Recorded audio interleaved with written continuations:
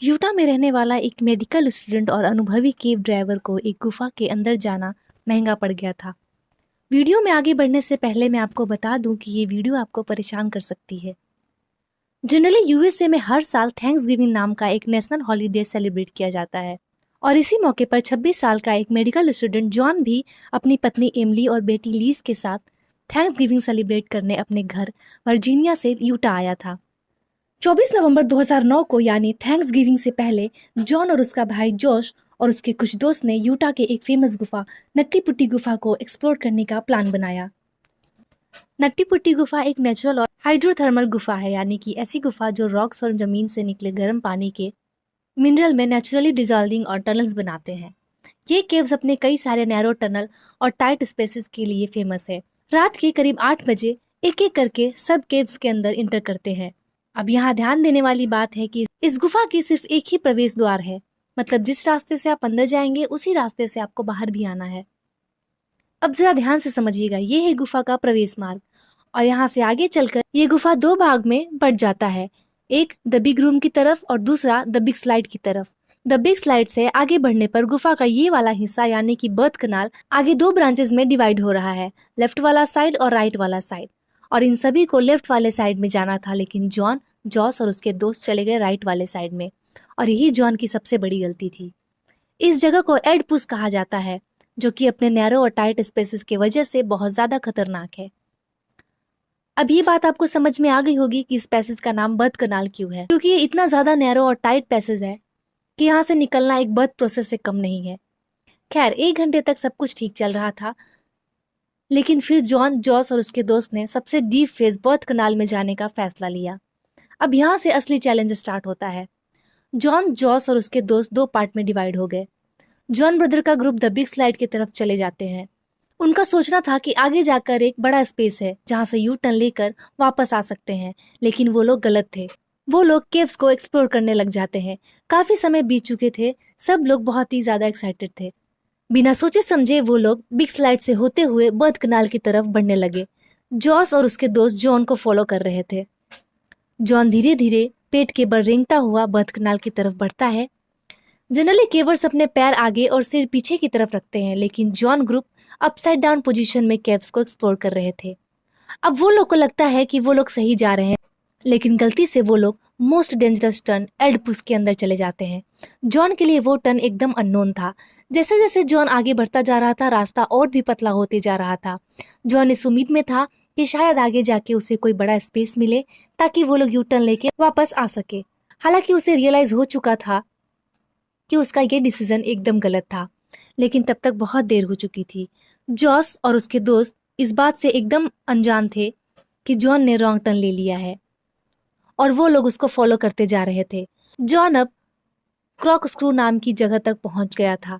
Generally यहाँ flexible और छोटे कद के लोग ही पहुंच पाते हैं। जॉन की हाइट 6 फीट थी और वजन 90 किलो, जिस वजह से उसका पीछे पुश होना अब बस की बात नहीं थी और ना चाहते हुए भी वो आगे बढ़ता जा रहा था। जॉन को अभी भी यही उम्मीद था कि वो सही जा रहा है और आगे उसे यू टर्न लेने का मौका मिलेगा, लेकिन अब जॉन ग्रेविटी के कारण धीरे धीरे अपने आप स्लाइड होने लगता है। जॉन को सामने एक दरार दिखता है एंड अगेन उसे लगता है कि शायद इसके अंदर जाने के बाद एक मौका मिले यहाँ से वापस निकलने का, और वो उसी दरार में चला जाता है। लेकिन जॉन की नसीब इतनी अच्छी नहीं थी। वो अब लगभग 18 इंच चौड़ी और 10 इंच ऊंची एक दरार में उल्टा फंस चुका था। दुर्भाग्य से अब जॉन 70 डिग्री के एंगल में अपसाइड डाउन पोजीशन में फंसा हुआ था। जॉन को अब एहसास हो गया था कि उसने बहुत बड़ी गलती कर दी है। वो तुरंत अपने भाई को आवाज देता है, जॉश, जॉश जहाँ हो वहीं रुक जाओ, मुझे फॉलो मत करो, मैं यहाँ फंस चुका हूँ। ये सुनते ही उसका भाई सावधान हो जाता है और धीरे धीरे अब इस क्रॉक स्क्रू वाले एरिया से अपने पैर को आगे और सिर को पीछे रखते हुए आगे बढ़ता है और जॉन के पास पहुंच जाता है। वह देखता है कि जॉन के दोनों हाथ भी बहुत बुरी तरह से यूजलेस पोजीशन में नीचे फंसे हुए थे। जॉन जॉस को बताता है कि उसने रॉन्ग टर्न ले लिया है और एक डेड एंड पैसेज में उल्टा फंस गया है और इसके आगे जाने का कोई रास्ता नहीं है।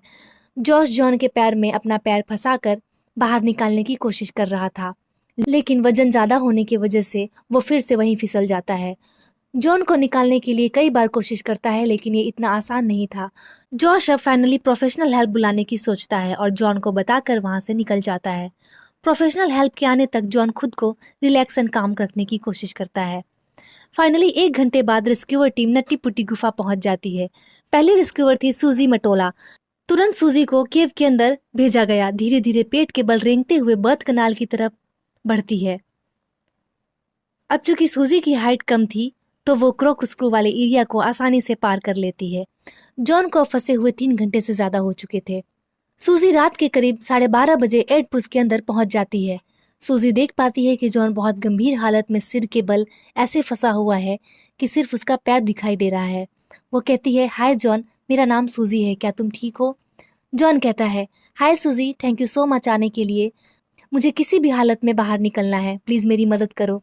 ये सुनते ही सूजी जॉन को हौसला देती है और सूजी रस्सी को जॉन के पैर में बांधती है और खींचने की कोशिश करती है, लेकिन जॉन की हाइट ज्यादा होने की वजह से ये करना इम्पॉसिबल लग रहा था। लगभग 2 घंटे की कोशिश के बाद भी सूजी जॉन को नहीं निकाल पाती है और वो निराश होकर केव से बाहर निकल जाती है।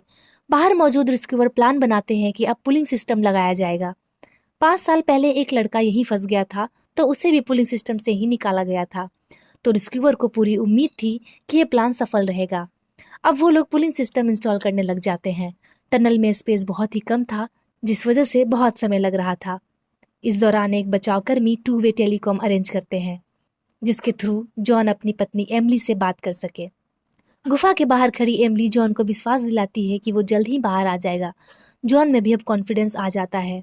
जॉन को फंसे हुए अब 18 घंटे हो चुके थे। फाइनली 25 नवंबर शाम को 4 बजे पुलिस सिस्टम लग जाता है और रेस्क्यूअर रियान को अंदर भेजा जाता है। जॉन के पास पहुंचते ही सबसे पहले रियान जॉन के पैर में बंधे रस्सी को लूज करता है, जो सूजी बांध कर गई थी। रियान जॉन से कुछ बातें करने की कोशिश करता है और फिर जॉन के पैर में पुली की रस्सी को बांधता है और जॉन को कोऑपरेट करने को कहता है। पुलिस सिस्टम की मदद से उसको ऊपर खींचता है और जॉन अब थोड़ा ऊपर भी आ जाता है। रियान अब जॉन को देख पा रहा था। वो बहुत थका हुआ था और उसके पैर सुन्न हो चुके थे।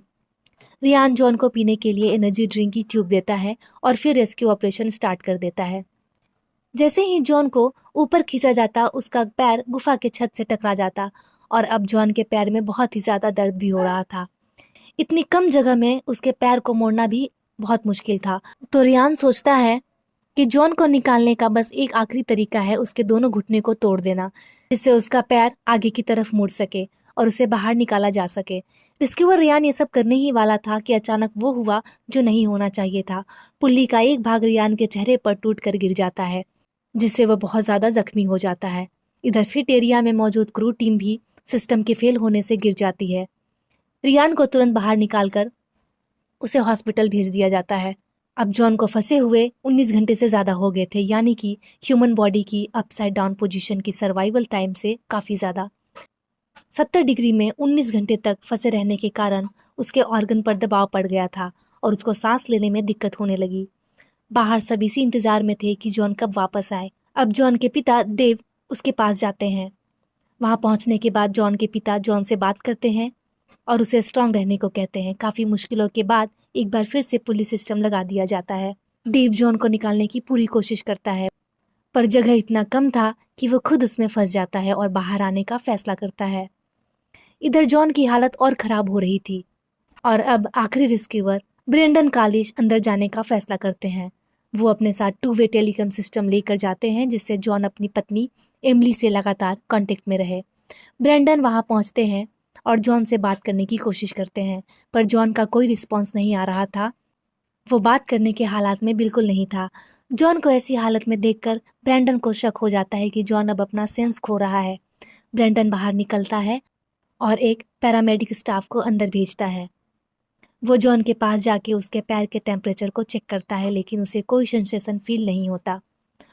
और 25 नवंबर 2009 की रात करीब 11:56 पर जॉन एडवर्ड जोनस को डेड डिक्लेयर कर दिया जाता है। डॉक्टर का कहना था कि जॉन की मौत कार्डियक अरेस्ट यानी अचानक हृदय रुकने और सिर में ब्लड के भर जाने की वजह से हुई है। 28 घंटे तक जिंदगी और मौत से लड़ते लड़ते आखिरकार वो हार गया। 28 घंटे तक ऐसी पोजीशन में रहना, जबकि डॉक्टर का कहना है कि ऐसी पोजीशन में इंसान सिर्फ 8 से 10 घंटे जिंदा रह सकता है। वाकई जॉन की हिम्मत और उम्मीद की दाद देनी पड़ेगी। जोनस फैमिली और अथॉरिटीज के आपसी सलाह से जॉन के शव को अंदर ही छोड़ने तथा गुफा को अस्थायी रूप से सील करने का निर्णय लिया गया, क्योंकि जॉन के शव को निकालना आसान नहीं था।